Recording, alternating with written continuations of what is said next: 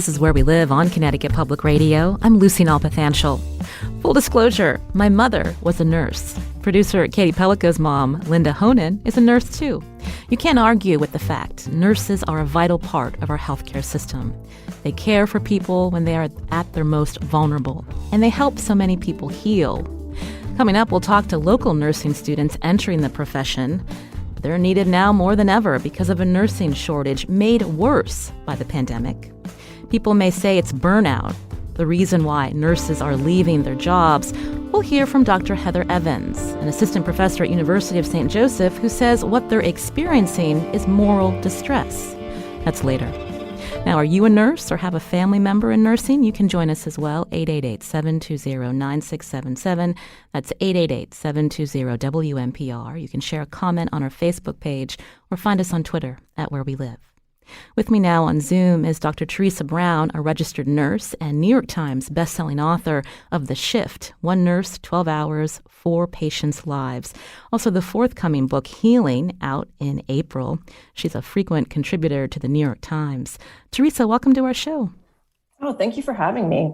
So you've been a nurse. You've been writing about the importance of nursing for some time.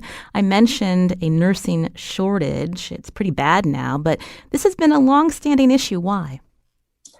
That is a great question, and it's multifaceted. One thing is we just don't have enough slots in nursing schools for all the people who want to be nurses. So people call that a pipeline issue. Another problem is as nurses get older, and I think the average age of a working RN is 50-something, they retire, and then because of the pipeline issues, there aren't enough nurses to replace them. So again, it's a supply kind of thing. But the main and pressing reason, and the reason that the pandemic really, really exacerbated to a very serious degree, is a lot of work environment issues that often nurses have to work without enough nurses on the floor. There are incredible burdens of documentation. There's a feeling that you're just one step away from making a mistake that is going to get you in trouble, or much worse, could actually hurt a patient because of the incredible pressure on nurses. And I think a general feeling that it's a very hard job, but a very rewarding job. But the parts that are hard have been getting worse and worse and worse, basically because of work environment issues, rigid systems, demands that everyone do more with less, which after a while just that doesn't work.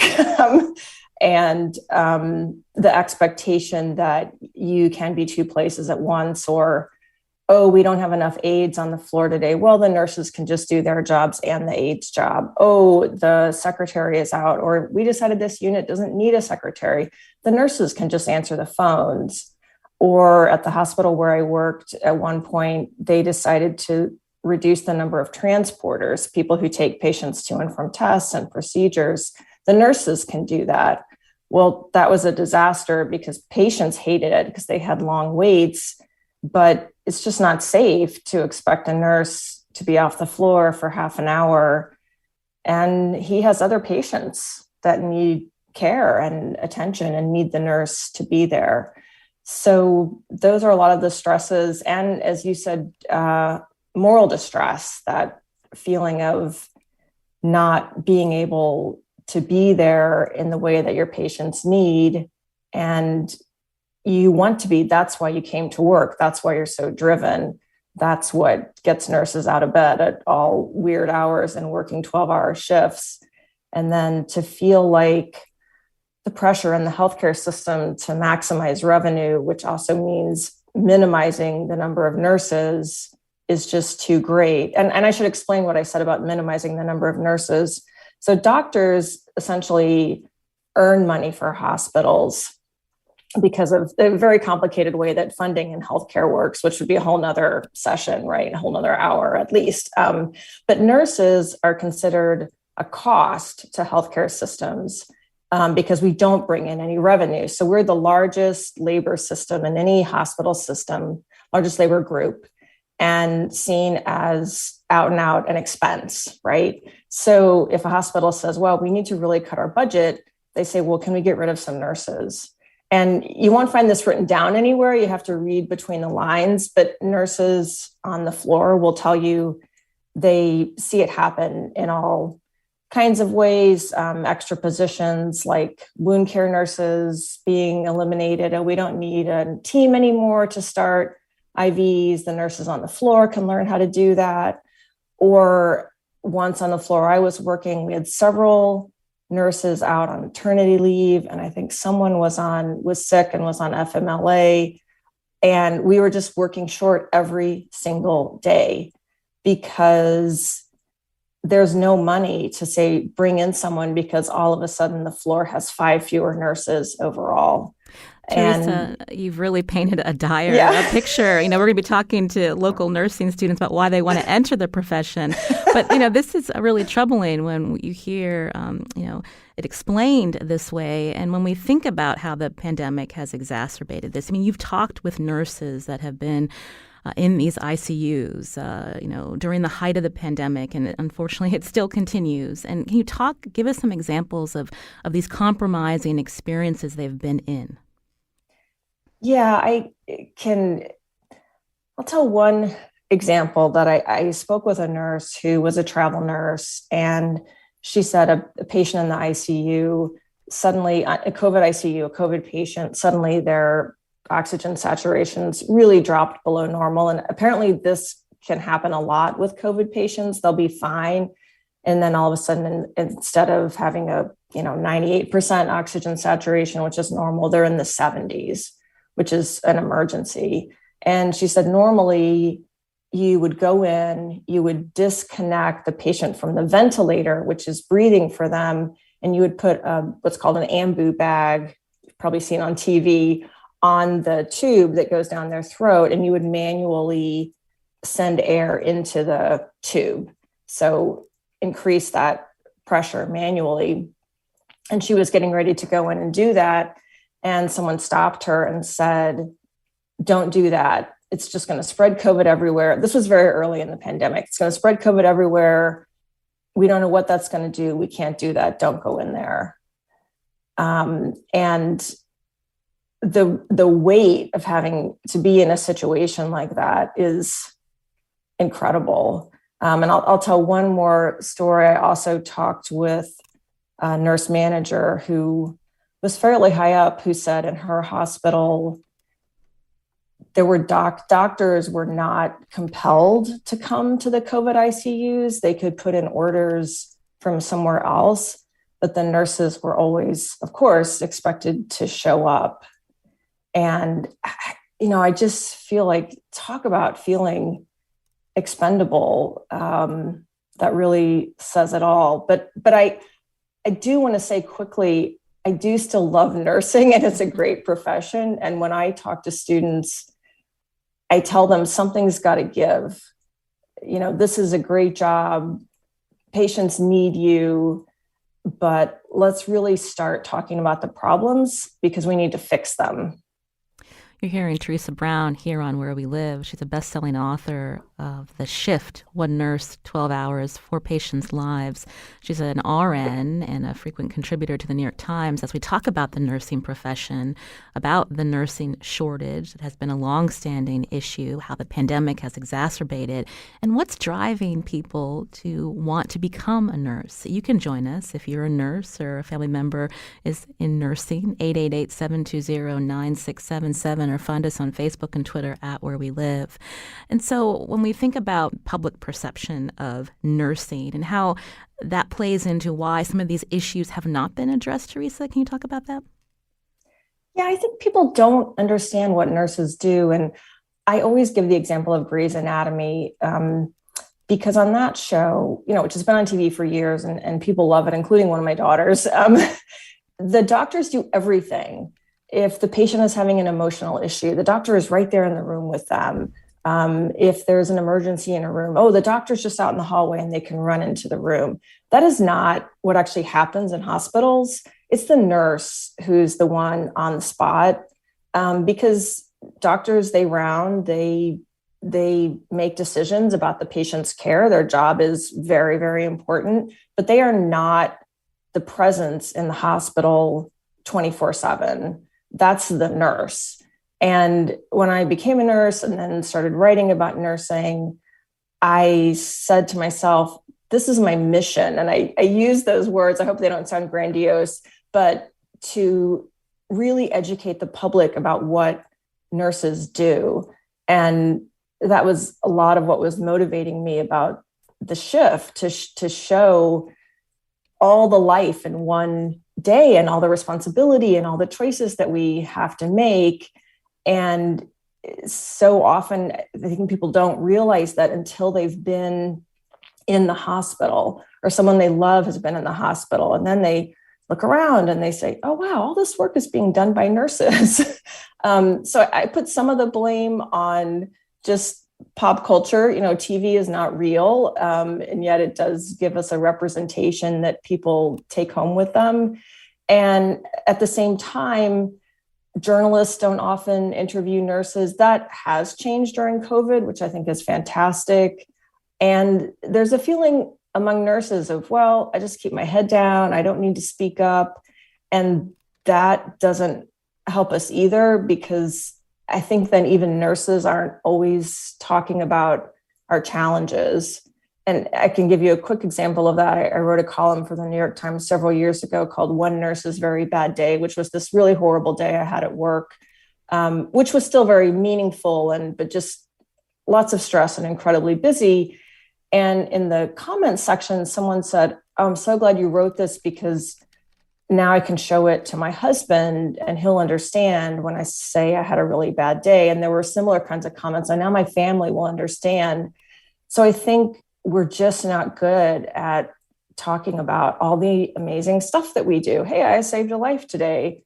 Hey, I kept someone from getting the wrong medication today. Hey, at 2 a.m, I was there when someone woke up and they just couldn't stop crying because they're worried they're going to die. I mean, just all the amazing things that nurses do. Even we are not so great at telling our own story. And Theresa, why is that? When we do hear these stories from nurses, especially in the pandemic, there have been viral videos where they might be expressing that they've quit their job, or they're talking about these conditions anonymously. Why is it so hard for them to speak up? Yeah, that's a great and telling question. There is a lot of fear among nurses that if they speak up, if they use their real name, if they say where they work, there will be very negative consequences for them. And I wish I could say, oh, that's just paranoia. But I myself was forced out of a job I loved, the job that I wrote the shift about because of my writing. And so it is a very unfortunate reality that there are hospital systems that they want to control every message that comes out. And they especially, I think, don't want nurses talking about work environment or I shouldn't say work environment, the stresses that nurses are under that really affect patients, because that's going to, quote unquote, make them look bad, which was I was told. You're making the hospital look bad, even though the hospital was never named, et cetera. So there is real fear there. And I think a lack of understanding about why nurses might really strongly feel that they need to be anonymous. And I find that so frustrating, because we read political coverage in the news, right? And there are anonymous sources all the time, right? Talking about all kinds of things that go on in Washington.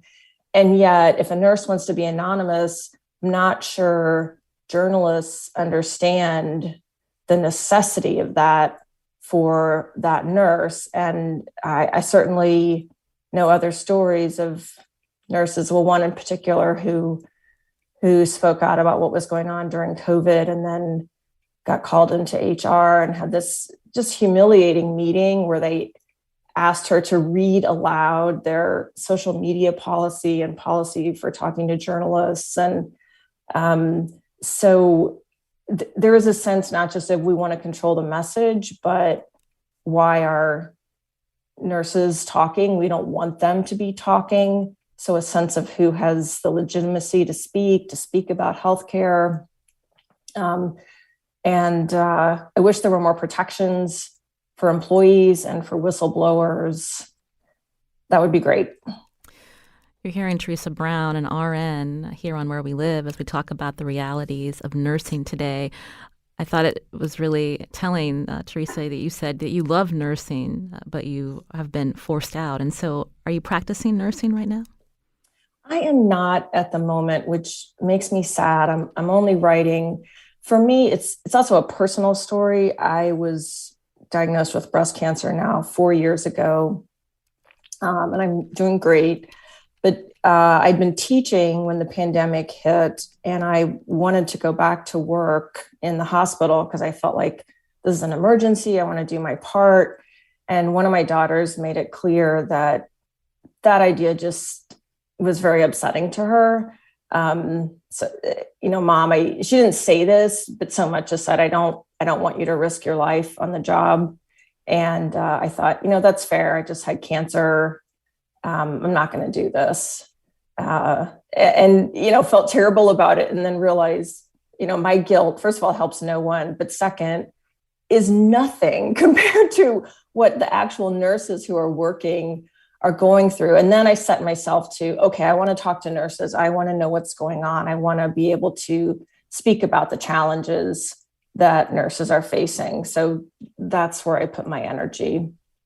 And part of your experience is that part of the memoir that's coming out in April, Theresa, Healing?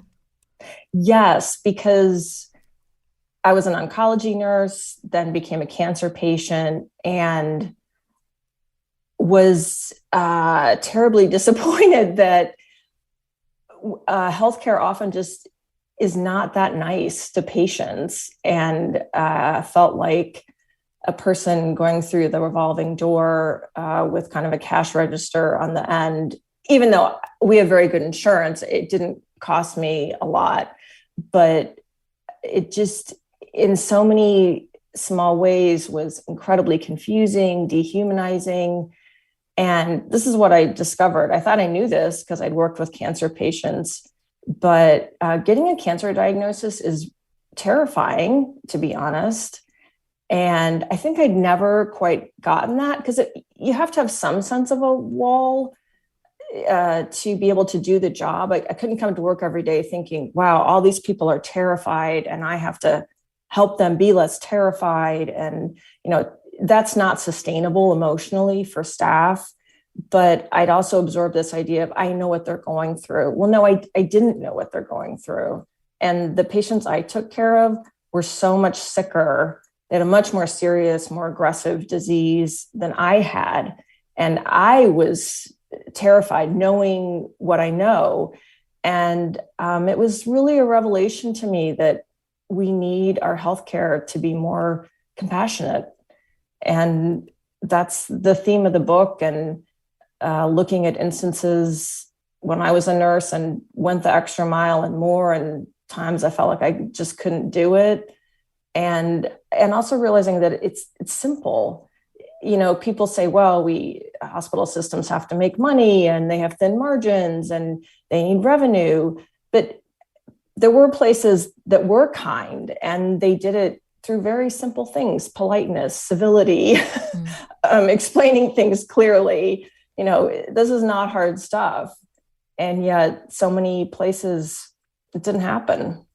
You're hearing Theresa Brown, again, a registered nurse, a best-selling author, and she contributes to the New York Times as we talk about nursing today here on Where We Live.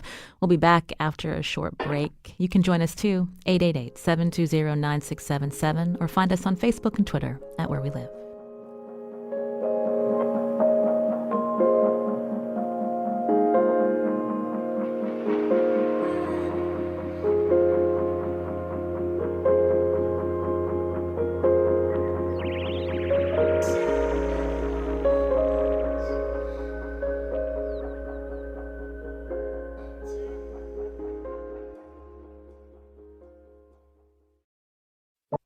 This is Where We Live on Connecticut Public Radio. I'm Lucy Nalpathanchel. You've seen the viral videos of nurses and other healthcare professionals talking about the stress they've been under caring for people in this pandemic.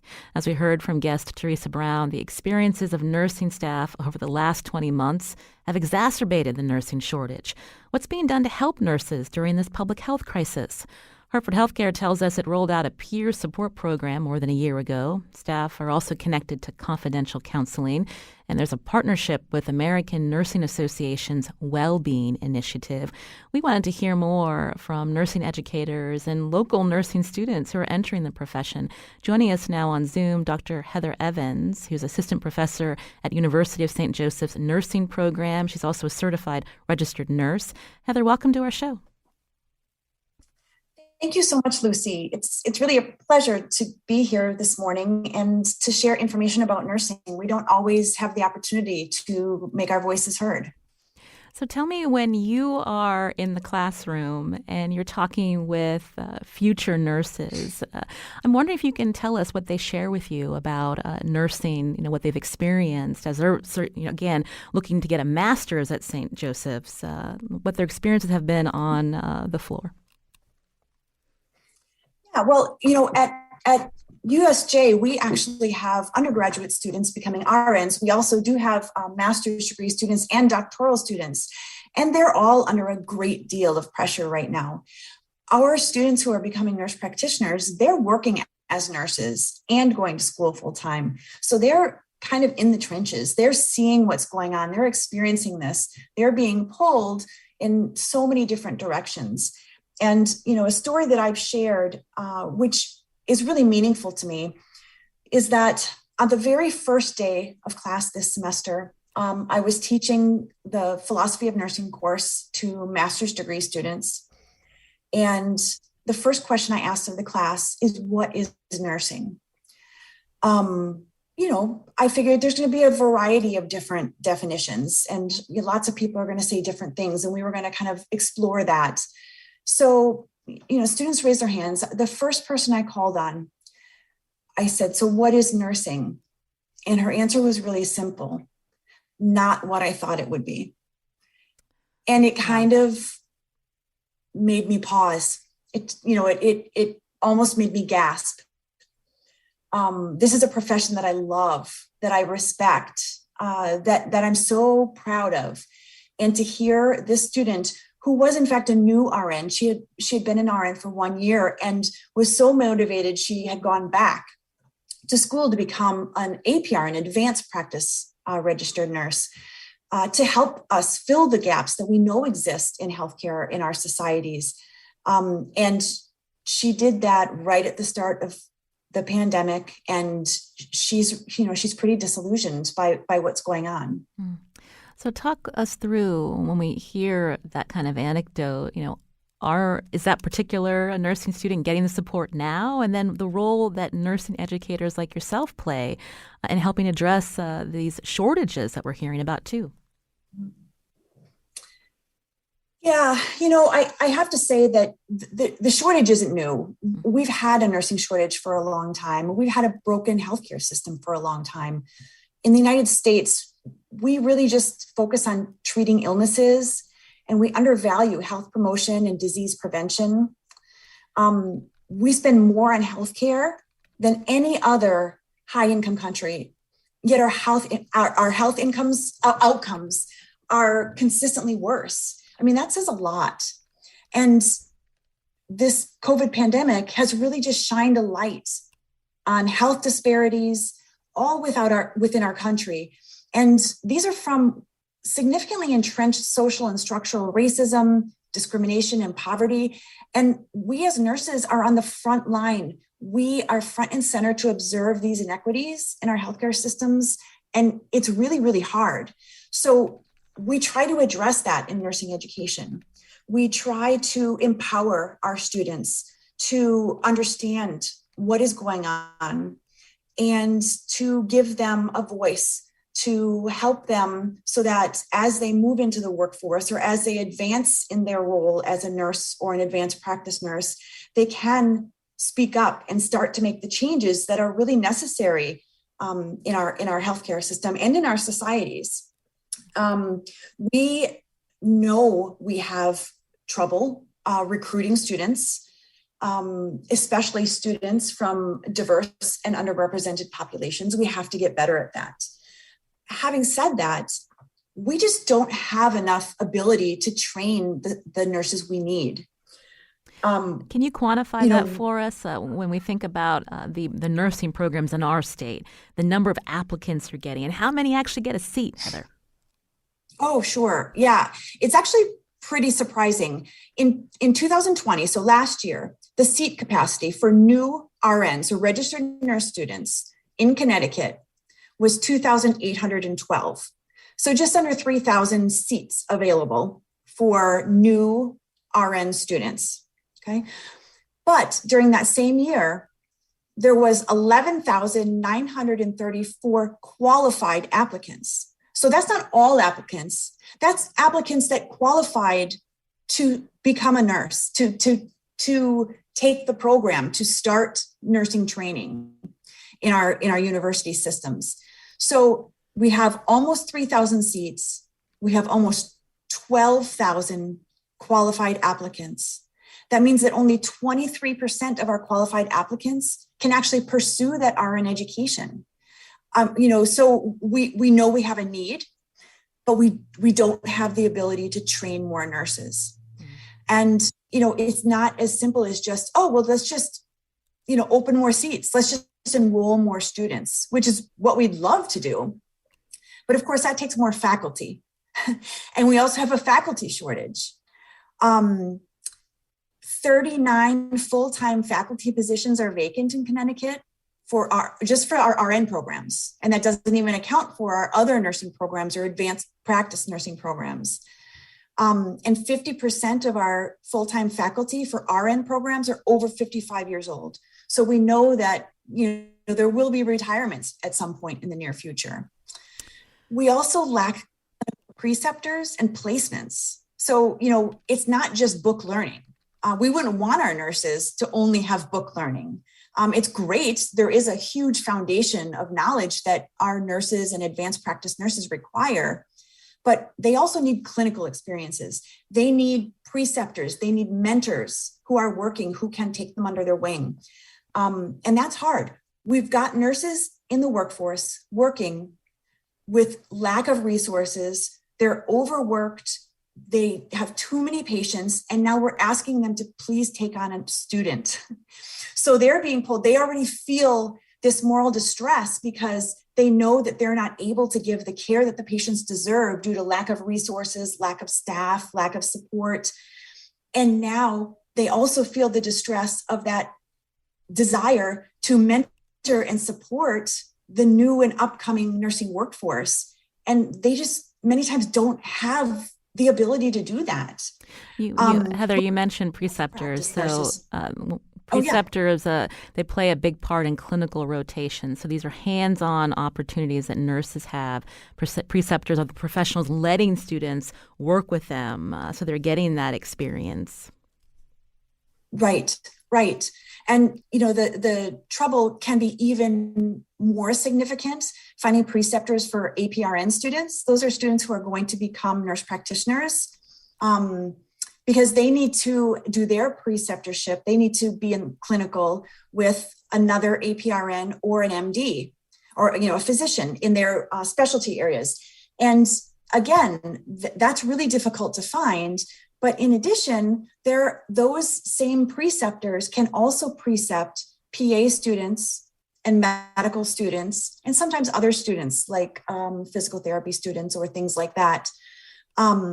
So that, there's almost like a competition there. And there's already not enough of them. And then they can precept other types of healthcare students, and PA students and medical students are actually able to pay for those clinical preceptors. So, if you can take on 2 students as a healthcare provider, and you can get $1,000 per student if you take, physician students, MD students, or you can do it for free or for less money, taking a nurse practitioner student. Unfortunately, a lot of times we lose out. We have a really great opportunity We were lucky in that Representative Greg Haddad, we met with him. I met with him with a colleague of mine, and we explained the nursing shortage and what that means and our needs for clinical placement and clinical preceptors. And he actually, at the time, was, with the Higher Education Employment Advancement Committee. He was one of the co-chairs, and he authored and put through a bill aimed at addressing that shortage. And we were really, really fortunate to have that. Unfortunately, that happened right as COVID was coming, and the bill, although was unanimously voted in favor and moved forward, it died because, of course, COVID came and lots of other bills had to take precedent. So we do have people who are willing to start speaking out for us, but we really just need so much more in order to maintain what we have and hopefully improve what we have. You're hearing Heather Evans, who's an assistant professor at University of St. Joseph's nursing program. I wanted to bring into that conversation a USJ nursing student who's getting her master's, Victoria Rufo. Victoria, welcome to the show.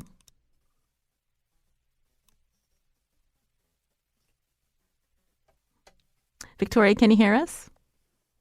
Thank you so much. Very excited to be here. So you're already Yes, a registered. I can hear you now. You're already a registered nurse, and you're studying, I understand, to be a family nurse. Okay, so thank you for having me here. I appreciate it. Looks like Yes, I am studying to be a family nurse practitioner. Victoria, we're going to try to get you on the phone. I think there's a delay in your Zoom connection, so just hold on, and we'll get you by phone. I wanted to take a quick call. Mary from New Haven. Mary, you're still with us. Tell us what you wanted to share. Oh, hi. So I will just give you a brief background. I was a home health aide, an LPN, a registered ASN, BSN, and now I'm an APRN. I've always worked within marginalized communities with HIV, AIDS, psych, and addiction medicine. And I just wanted to say so many things now that I've been on the phone for a while. But one is that, nurses are reticent to report problems at work because they will be punished. And that's true. The other side of that is that sort of martyrdom and overwork is rewarded. And I think that goes to a more societal issue with, the way women are treated in society, right? Anyway, then I was listening to so much more, and now I have so much more to say, but I'm sure you don't have time to hear it. Well, we thank you for staying on the line with us, Mary, to share that comment. Theresa Brown is still with us. Theresa, did you want to respond to our caller about how martyrdom is rewarded, as she says? I think that is true. I hate to say that it's gendered because there are certainly, men in nursing, but also medicine has historically been male, although now it's even, and there are certainly plenty of doctors who overwork themselves. But there is a culture of you show up, you soldier on, no matter what. If you're sick, well, how sick are you? People think that nurses are told not to come to work when we're sick. That is absolutely not true. If you're on the schedule, you're expected to show up. If you're asked to stay later, there's a lot of peer pressure to feel like you need to do that. If you're called to come in for another shift, there's a feeling of guilt if you say no. I think these are really universal feelings, and probably the job attracts people who really want to give 110%, but then it ends up taking advantage of those instincts in people. And it's hard to say no. It's hard to learn how to say no. Well, Victoria is back with us. Victoria Rufo, again, who is a University of St. Joseph nursing student and RN. Victoria, can you hear me now? I can. Can you hear me a little bit better? Yes, thank you. And so tell us about your path to studying to be a family nurse practitioner, because I understand you also worked in critical care during the height of the pandemic. And so what did you experience, and how did that impact the path that you're on now? Yeah, it's definitely been a very long journey. I have been a registered nurse for 8 years. And throughout that time, I've worked a lot in the Northeast, and primarily my experience is in critical care. And I did work in 3 to 4 different ICUs during the time of COVID, since it started kind of in Connecticut around March in 2020. And I kind of decided to embark on the school journey, which probably similar timing during the pandemic. But I was just kind of noticing that, we've done a lot of talking about how kind of like nursing voice is not really heard. And, I felt like I needed to kind of embark on a journey to kind of be more of a leader in our profession. So I kind of started looking into pathways to do that. And I did stumble upon the University of St. Joseph's Nurse Practitioner Program. And I really like their mission and their message. And that's kind of why I got into that. So I started that in January of this year. And actually transitioned from, ICU bedside nursing to an outpatient setting in April of this year. Tell us more about that decision to move from bedside nursing to outpatient, and how the nurse-to-patient ratio that you experienced informed that decision.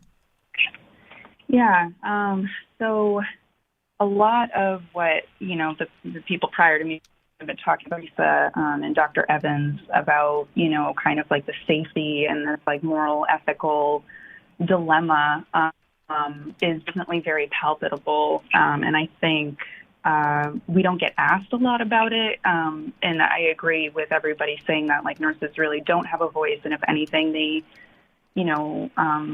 hospitals do try to almost kind of silence nurses, I think, a little bit, because they don't want it to make the hospital look bad. But I think when we're talking about hospital administration, we're talking about bedside nursing and kind of like what that moral, ethical dilemma is. I think a lot of it has to do with like the paradigm in which nurses are kind of forced to work into.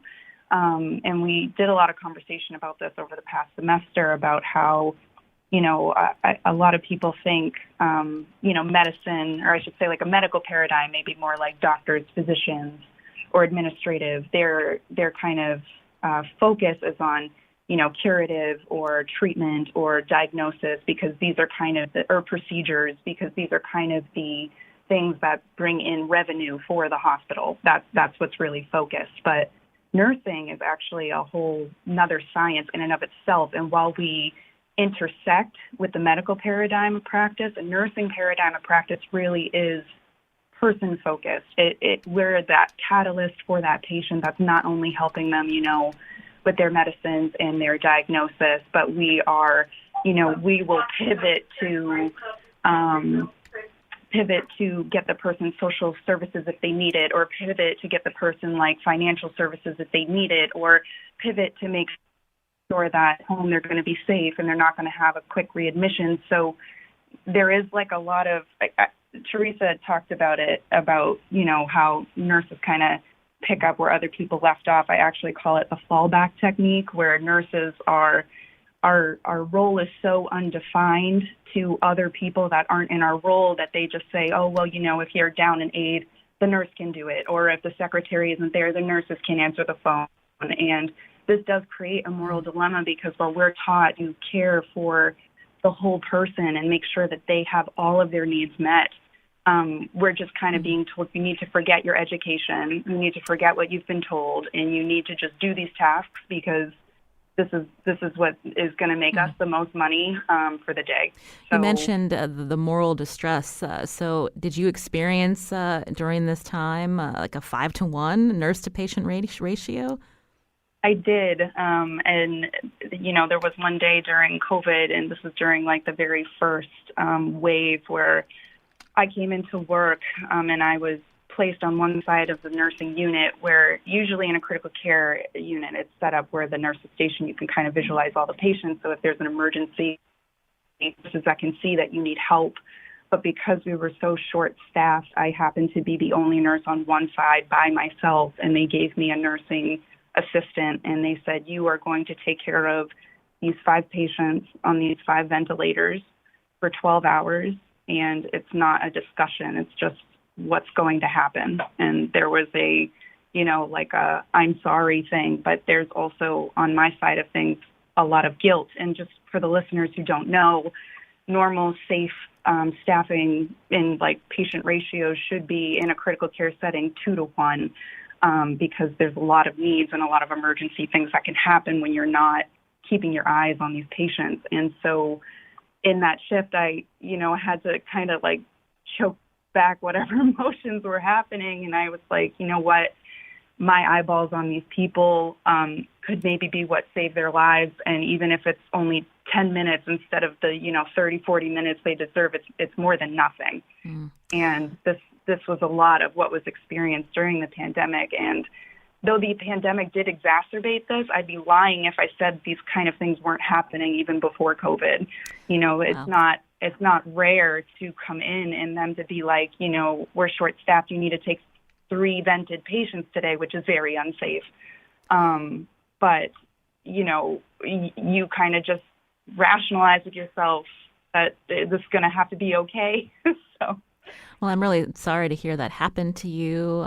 It's really upsetting when we think about the stress that nurses have been under in the pandemic, but also from the family perspective, if you have a loved one in an ICU, it's life or death, and we would hope that they're getting the care that they deserve, and that nurses aren't expected to continue to work under these conditions because it really comes down to safety. I just wanted to share a comment from a listener. Michael had tweeted, as an LPN who works in a nursing home, I would like to say the patient to nurse and aide ratios in Connecticut are long outdated. The more shifts I work, no matter how hard I work, how long I work, and even skipping breaks, I feel I cannot adequately complete my duties. It's disheartening and frustrating, but we do our best and give our all. I wanted to thank Victoria Rufo again for joining us, an RN, a first-year student getting her master's at University of St. Joseph. Dr. Heather Evans was also here, a certified registered nurse and an assistant professor at University of St. Joseph's nursing program.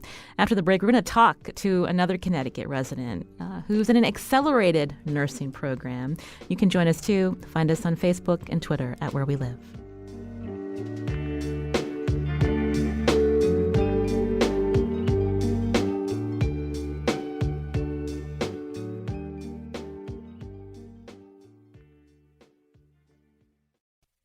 This is Where We Live on Connecticut Public Radio. I'm Lucy Nalpathanchel. We're talking about the nursing profession today.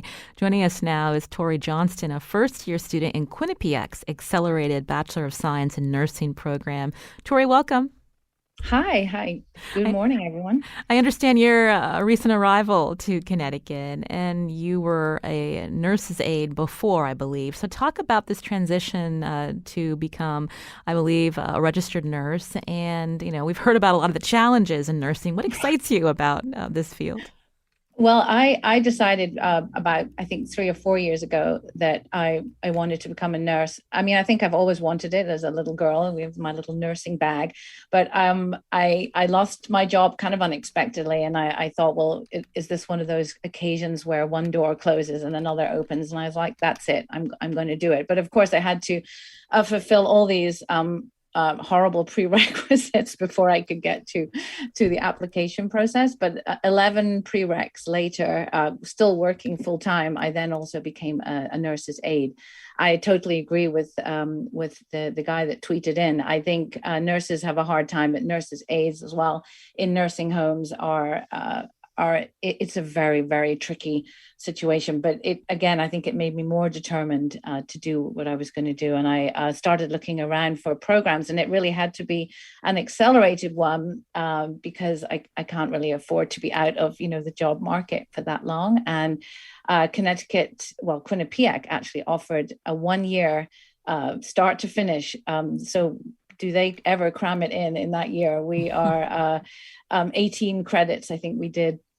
this past semester. We're just about finished with it, but it was an amazing program. It's also, I was drawn to it because it's accredited by the holistic accreditation. So that to me was very appealing. The 1 year was appealing. So we traveled across country from California, and here we are. And I love it. I'm loving it. I see the challenges, but I'm absolutely loving every minute. Well, welcome to Connecticut. We just have a few minutes left. Can you talk about your clinical rotations you've been doing once a week? Yeah, we have a clinical rotation in the med surg floor at Bridgeport Hospital, and I do agree with a lot of what Heather actually said about a nurse will sort of eye roll when she sees all the students coming on the floor, but for the most part, we've had an amazing experience. They are quite grateful for the help. Again, that does back up what everyone said. So we've had an amazing experience with some very sick people, and many of the students in my cohort have never even touched a patient before. So it has been eye-opening for them. But I luckily I had been in a hospital setting before, so I had that advantage. But we've had a pretty great experience, and our next unit is going to be mental health, which I think will be interesting and challenging too. But it hasn't put me off. The pandemic has not put me off. In fact, I think it's made me more determined to be a nurse and to try and make a difference, a small difference if you can, every day. So I'm excited to be here and to be going to be entering this profession as soon as possible, and I can't wait.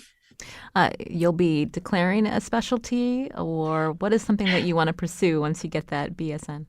Well, I think that the great thing about nursing is you have so many options. I'm personally interested in traveling and going to different places and being a travel nurse, but I particularly like the older population. I've really enjoyed working with them. I also think I'm very interested in women's health, but as everyone says, the world is your oyster. Once you become a nurse, you can pick your specialty, and you don't have to declare that at this time. So that's quite good too, because I'm sure once we've done our rotations in different places, maybe my mind will change. But yeah.